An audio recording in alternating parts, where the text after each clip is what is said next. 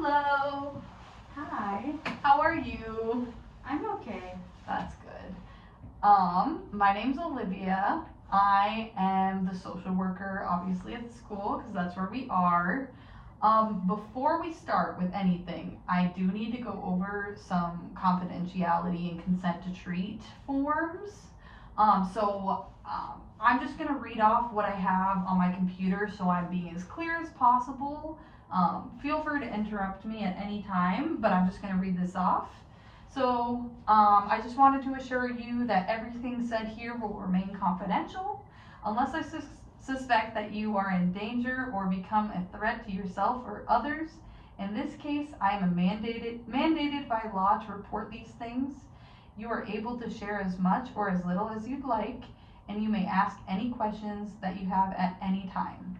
I want you to feel comfortable and safe in this space. Would you please take a look at this form, and if you believe that I have covered all these topics, sign and date where it says client sign here. So this one's just going to be the confidentiality piece. So I'll have you start by signing that.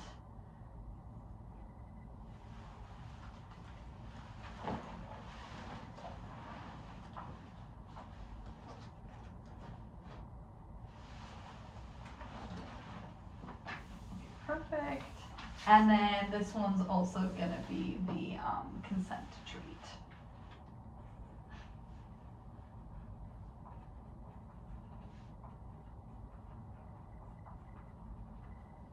Okay, great. So now that we have that out of the way, I think we'll get started. So I do need to take some notes while we're conversing just so that I don't forget everything that we chatted about. So are you more comfortable if I take notes on my computer or writing them down? Whatever is fine with me. Okay, perfect. I just know for some people that it can be weird or they start overthinking things, so I just wanted to make sure that you were okay with that. Yeah, sure. So I guess my first question for you then would be, what brought you in and kind of what would you like to work on while we're here today? So I actually was referred here by the English teacher, Miss McKenzie. I'm pretty close to her, so I was talking to her about just some of the stuff that's been going on at home and, how life is. And she said I should talk to you, but kind of have two main things that are hard for me right now, if that's okay. Yep. I am really struggling with money. My mom isn't around a whole lot. She drinks a lot, and sometimes she doesn't come home. And my dad, well, I haven't seen him in months. He works out of state, so it's whatever. He doesn't really call or send money or anything, so it's kind of just me. And I've got two younger siblings, Ben and Cassie, and they're 8 and 6. And so I take care of them a lot and make sure they're fed and get into school and stuff. But I'm really scared because I'm starting to miss some bills and get behind on some of those. And it's really hard because while I'm going to school, it's hard to work as much as I need to afford things. So that's what I wanted to start with and see if you could help me out. Yeah, I'd imagine kind of juggling home life and everything else that'd be pretty difficult. Do you want to talk about that, a little bit, some of the more detailed things going on at home? Because I heard that you said you're struggling with paying for some of the bills and your mother's not home all the time. Could you talk about that a little bit more? It's kind of always been this way. She's never really been around, and neither has my dad. I love them both, but it's really hard for me sometimes. I have to do a lot of things I shouldn't have to do, like I have to bring the kids to the doctor, and it sounds stupid, but that's really hard, and it's not something a 17-year-old should really be doing. And my sister Cassie, she called me mom the other day, and she knows I'm not her mom, but it really hurt me to know that she doesn't see our mom as a mom because she's never around. And her drinking, I mean, it just gets out of control. She leaves bottles around all over the place. She'll go on benders and she won't come home, or if she does come home, she is, I mean, you can't talk to her. She's not coherent, and she just doesn't seem to really care about us too much. And I wish that she would. And well, my dad, I don't think he cares about me at all, or any of us really. But I don't really blame him for leaving, you know. Mom's kind of a piece of work. It's just really hard. It's hard to manage school and work and the kids and make sure they're getting what they're needing. And I got a detention last week because sometimes the kids they don't want to get ready, and then you're late, and it's really hard. And I don't have a car, so I gotta walk a lot. I have a license, but I don't have a car. And it's just getting really hard, you know. It's been hard for me.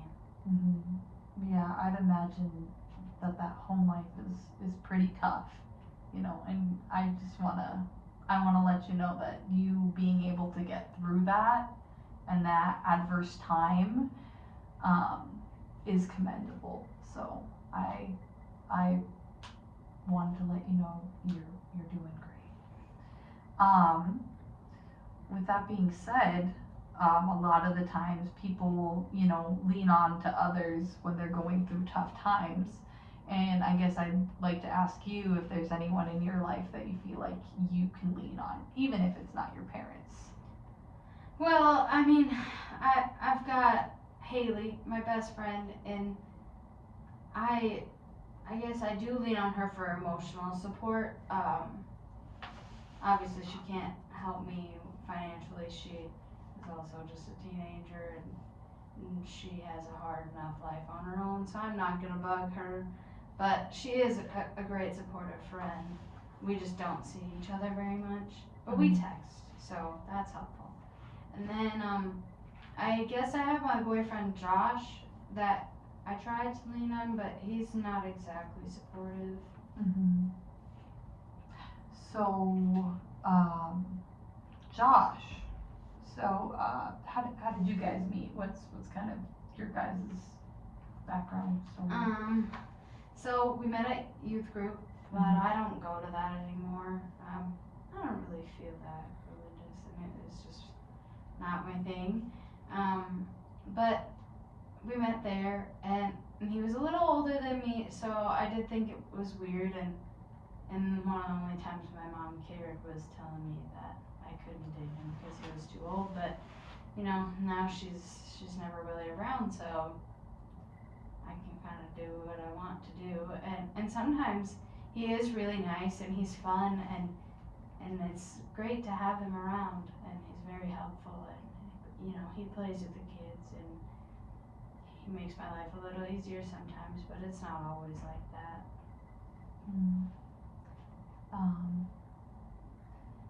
I guess I'm also a bit curious about your thoughts on your father not being in your life as much. I guess I'm curious how long he's been gone from your life. It's probably been this way since about 9. I think I was 9. Pretty much right after Ben was born, he kind of just left. I don't know exactly, so probably about 8 years, as long as Ben's been alive. And Cassie has a different dad, but we don't know who he is. Mom was drinking back then, and we just didn't really know. And she doesn't know what was going on either. But my dad has never really been kind. He's not mean, but he just isn't always helpful. He doesn't really care about the things that we do, or helping us out, you know, with bills and keeping food on the table. He just has never really been much of a father, but I mean, that's okay. I'm kind of used to it, and I don't really have a mom either, so it is kind of easier to do it on my own sometimes. And Josh helps out. I mean, I don't really need a dad. I'm almost an adult, and I don't really want a mom after a lot of the things that have been going on, and I like having Josh around because the younger kids, you know, they need somebody like that they have taken care of them, and I'm not their mom, but I try to be like that, and so sometimes they need a father role too. So if I'm understanding correctly, you don't really talk to your father at all. He doesn't call on the phone or anything like that. Okay. Not really. Okay. Because then my follow-up question to that is, do you feel like you rely on your boyfriend to be the father figure that you do not have? I don't think it's like that for me. Really at all. But I do feel like a mom, and so it's almost like he's their dad because I'm their mom. And I don't know. I don't feel like I want or look for a dad. I do feel abandoned, for sure, but it's not something that really affects me, but I really do see it in the kids, and they need that more than I do, and they kind of look to him for it too. But I don't know. I have anxiety. I think I don't really know because I've never really done this before, but I'm kind of worried about everything all the time, and so I've been brushing it off. But I am a little worried with how violent he's been. That it just he's been really aggressive lately, and I'm scared it might, you know, get worse. So I don't know if I want him around the kids too much anyway. That was going to be my next question, which is if you think that the situation is healthy, and obviously you're mentioning some violence. So could you give me some examples of what's kind of happening? I mean, most of the time he just gets really angry. Says mean things, and he'll punch the walls and stuff, which really sucks because then I gotta pay for that too, so the kids don't get hurt, you know, when he breaks things around the house. But he doesn't normally hurt me too much, but once in a while he does get really rammy with me, and he'll, you know, drag me around or, you know, grab me by the arm real hard, and it pisses me off, but he's a lot bigger than me, so there's not a whole lot I can do. It's not healthy, but I feel like he scares me, you know?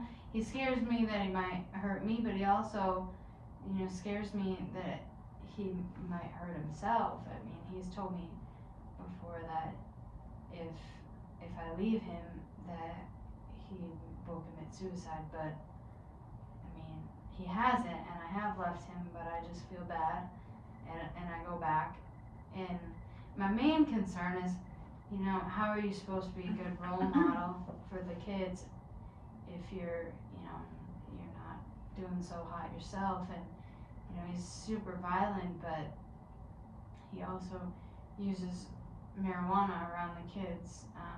He uses it all the time, so it's not specific to the kids, but he really uses it in excess, and I'm not comfortable with that. I mean, they're just little kids, and so I don't really want to be in this relationship anymore, as much as sometimes it's helpful to have that help and have another adult around, or an adult around.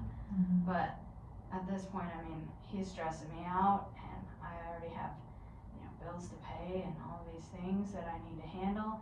I can't have another, you know, adult child hanging around. That just doesn't work for me. I can't take any more of that. Well, I just wanted to say that I really appreciate your vulnerability and being able to talk about some of these difficult things with me. It sounds like you would qualify for a lot of resources that I have, for students that are dealing with similar things to what you're going through. It also sounds like there are a lot of reportable offenses for some of the things going on in the home. Um, at the end of our session, I might ask you to elaborate on those so I'm able to make some reports just so that everything that is going on that could be a dangerous situation to you can be addressed. I have some funding streams as well that might be able to help you with paying for some of the stuff and resources that you and your siblings need to get through the week. And I'm hoping that we can get some of those up and going as soon as the end of this week. So, I guess I would also like to go over some of your coping skills before we kind of near the end of this session. Before we go over some of the ones that I might ask you to implement, is there anything that you would say you do other than talking to others that helps? I really like to write. I'm good at English, and I kind of just like the perfectionism of some of it, and more than that, I love stories, and sometimes I'll write a story and I'll read it over and over again because I think it's just so interesting and heart-wrenching, and it's my own, and that feels really nice to have something that's mine and only mine, and that I did by myself. So I do that. And sometimes at work we sing, like, but not with customers around. I work as a waitress. And I love to sing, but I don't know, it's never really a good time or place. But a lot of nights I'll sit down and I'll write stories. It helps me a lot. Mm-hmm. Sounds like you would maybe benefit from a creative writing class or potentially joining the school choir. Obviously, we have those resources at the school, so if you'd be interested after we get things a little bit more calmed down at home, perhaps we can continue to get you to do some of those things at school to use that as an outlet. Would that be something you're interested in? Yeah, that'd be really cool. I mean, as long as the kids are taken care of, Mm-hmm. bills are paid. Uh-huh. Some other things you can do, because I know you had mentioned not always having like the time or the space to do some of the things that help you relax, is maybe doing some breathing exercises, just because that doesn't necessarily require you to be being loud or having to attend a writing class in order to do that outlet. So, just taking a couple of minutes to take a couple deep breaths, maybe using that time to, write some stuff down that you're thinking of, like journaling during that time would also incorporate your writing that you're interested in. I think that those would be some good things for you to consider, and I can give you some resources before you go, so that you could work on that and we could discuss it at our next session. Would that be something you're interested in? I really appreciate everything you're doing for me. I never knew that there were so many ways that you could help me out. Yeah. I am gonna go get those things for you, and then, like I had mentioned before, we will most likely have to do some mandated reporting on this. I just wanted to make sure that you were still okay and comfortable with all of that.